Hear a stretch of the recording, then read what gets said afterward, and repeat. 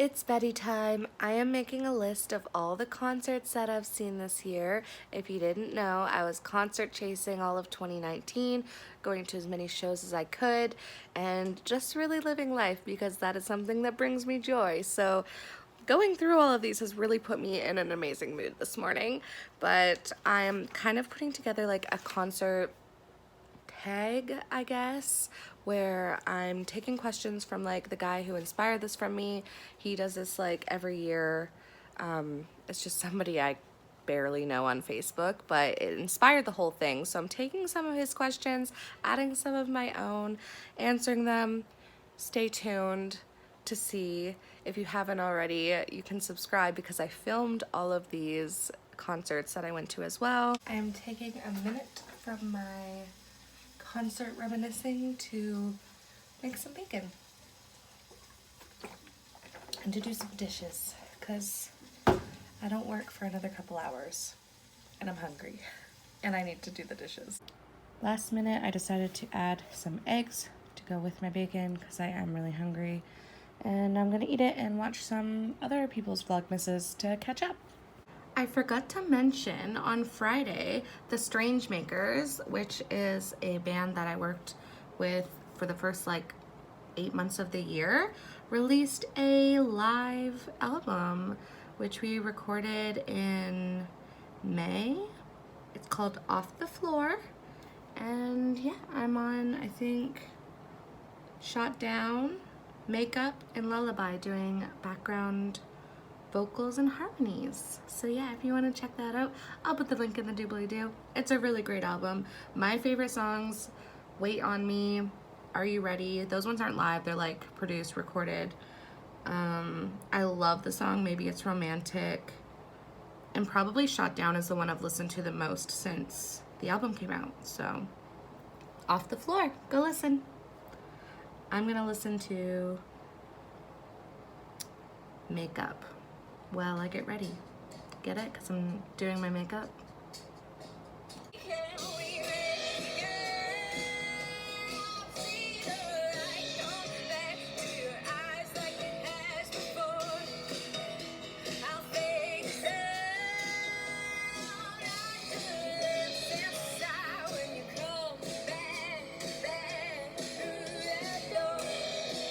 Dun, dun, na, na, na, na. Let's go, girls.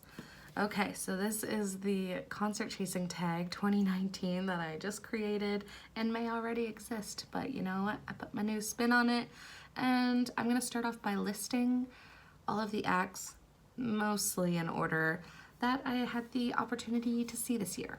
So,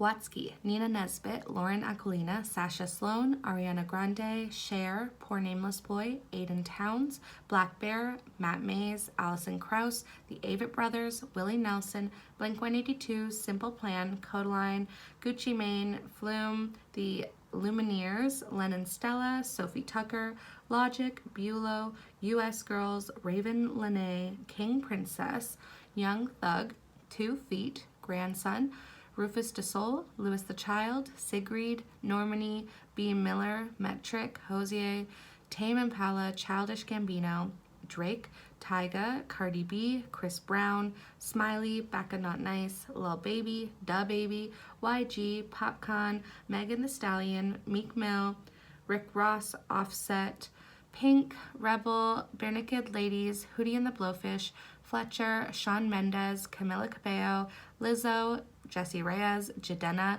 Donovan Woods, Hayden, Tom Cochran, July Talk, Matt Berninger, The Maine, Goody Grace, Charlotte Lawrence, Gunna, and Avril Lavigne. Mostly in order. I'm really proud of myself. So in 2018, at the end of the year, when I decided I was gonna go concert chasing this year, I made a list of artists that I wanted to see. On that list, there were 85 artists. I was really dreaming big. And out of those 85, I saw 16. Overall, I saw 71 artists this year. And I am including, if they were on stage singing one song, it counts. I saw them. I don't care. Sorry. The first concert of the year, Watsky.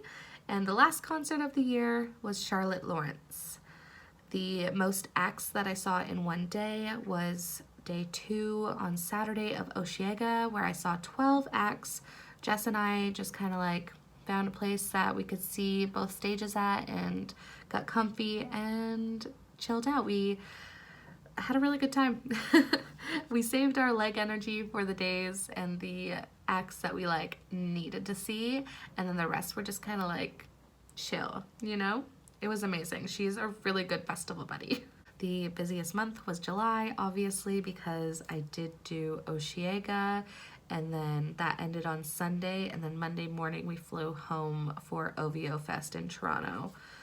So that was a busy month. There was a lot of other things that happened that month too. My most seen acts were Gucci Mane, who was at Osheaga and also at OVO, but I got to see him do both, like the song with Drake, and that just meant a lot to me for some reason. I just really like that song. Normani was at Osheaga, and I had already seen her open for Ariana Grande. Bare Naked Ladies, I saw opening up for Hootie and the Blowfish. Technically, if you watch my vlog, I literally missed the whole set and cried. But then I saw them again. Nadia, who went to that concert and also was very upset that we missed them, went to Dream Serenade, and we saw them there perform a couple of songs, but we still are not satisfied and will definitely go see Bare Naked Ladies again. And lastly, US Girls. I literally would not even be able to name you one of their songs, but they were at Dream Serenade as well as like a surprise guest, and we also saw them when we were sitting on the lawn at Osheaga. They were one of the acts that we were like, we'll stick through it, but honestly not my taste. Okay, now to move on to venues. I saw all of these artists in 12 different venues. I thought there'd be more, to be honest, but I guess I just have my favorites. My favorite venue being Velvet Underground. I genuinely just think they bring in some really cool acts, and their beverages are not that expensive, and it's like a nice intimate space, so you really get to like hang out with that artist and like see the songs, if that makes sense. And my most visited venue was Velvet Underground, tied with Budweiser Stage. The friends who came with me to the most shows, Jess got number 1. I'm counting OVO and Osh as 1 each, and she came to 8 shows with me, or I went with her. And Courtney was a close second with 7. The most expensive tickets were Osheaga, which was kindly gifted to me, Shawn Mendes, which was kindly gifted to me, Ariana Grande, which was kindly gifted to me, and OVO, which is the most expensive one that I paid for myself, but there were 14 acts there. So other than that, probably Cher. I think I paid 100, 110, something like that. Technically I paid for that in 2018 though, so I don't know if it counts. Besides that, probably Avril Lavigne. I paid $80 for that ticket. I know, I just had to see her. She's just, I had to, you know? Like, who knows when Avril Lavigne will be touring again. This is where it gets a little bit harder. I decided to try my favorite solo act, which I decided was Lizzo. I just left there feeling so inspired and just in awe of her. And I already knew I loved her, but like, it just really like confirmed it. And favorite band act, my boys, Blink-182.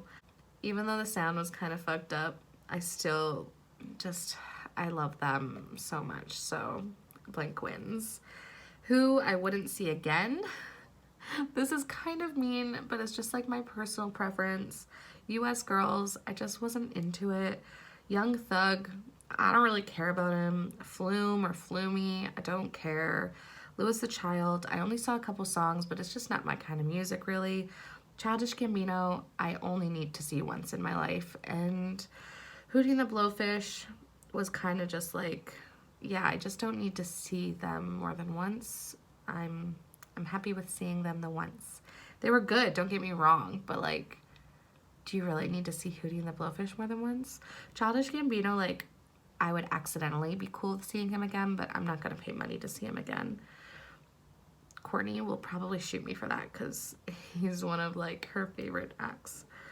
Best up-and-comer, I tied it with Nina Nesbitt. I've just been obsessed with her for, like, probably 5 or 6 years. And just seeing her, I was just, like, so in love. I love her style of music, her songwriting. I like that she talked about the songs that she's written. She just had like a good little kookiness to her that I enjoyed.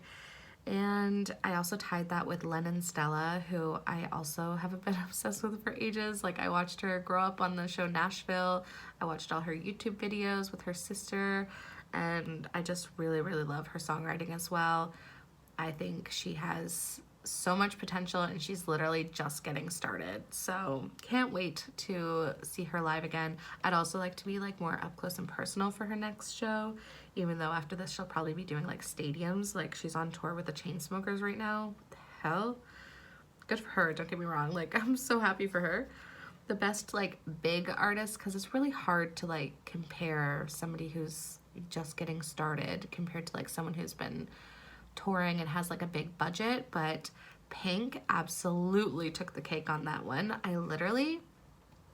had no idea what to expect. I knew I wanted to see her, but like the ticket was very last minute. Like, it was that morning. I was like, you know what, I'm just gonna get a ticket to see Pink, and I did. And oh, that might have been $75-$80 as well, so that could have also tied with Avril for most expensive ticket I bought. It was last minute, but I bought it from somebody online, and I literally left there just being like, wow.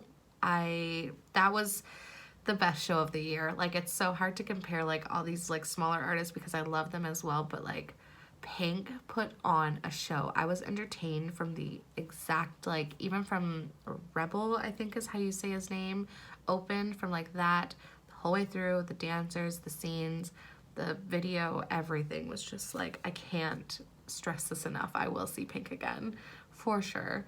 Most of the artists that I saw this year, like, I decided that I was gonna go see them, and then I like forced my friends to come with me, or I went alone. But artists that I didn't know before I saw them live were Sophie Tucker. I had no idea who they were. Like, Jess was like, no, we are going to see them, and I'm so happy we did. Amazing. And she also took me to Jidenna. I did like listen to a couple of his songs before, but damn, I am so happy she introduced me to those two artists and I got to go. Artists that surprised me, that I was like kind of whatever about, and then the show was just like so hype, would be Logic. I guess it could have been like that we were like right at the stage somehow. We just ended up in this like backstage-ish side view area. But the show was amazing. I was like, damn, I didn't even know I liked Logic, and now I like Logic. Cardi B, she really carried the OVO show. I mean, I knew I was gonna like her, but I was like, Cardi, okay. Cardi came to party.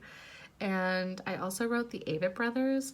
I only knew one song by them when I saw them at the Willie Nelson, what's it called? Outlaw Festival, I think is what it was called.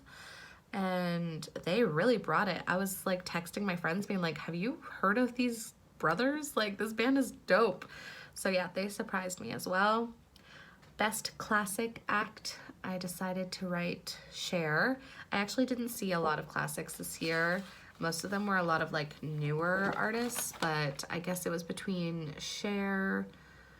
Willie Nelson was really good. He played a lot of songs that like I didn't expect to like, but I did. And then the rest of them are more like newer. I don't think I would say any of the other ones are classic. Classic. What does classic even mean? And did I discover anyone new? And besides Jidenna, I really will keep an eye on what he's like releasing from now on. I follow him on Instagram, love him. The one that speaks to me the most though is DaBaby, who I had no idea who he was when he came on stage at OVO. And then I was editing that video and being like, wait, I kind of like this song. So I went and looked it up.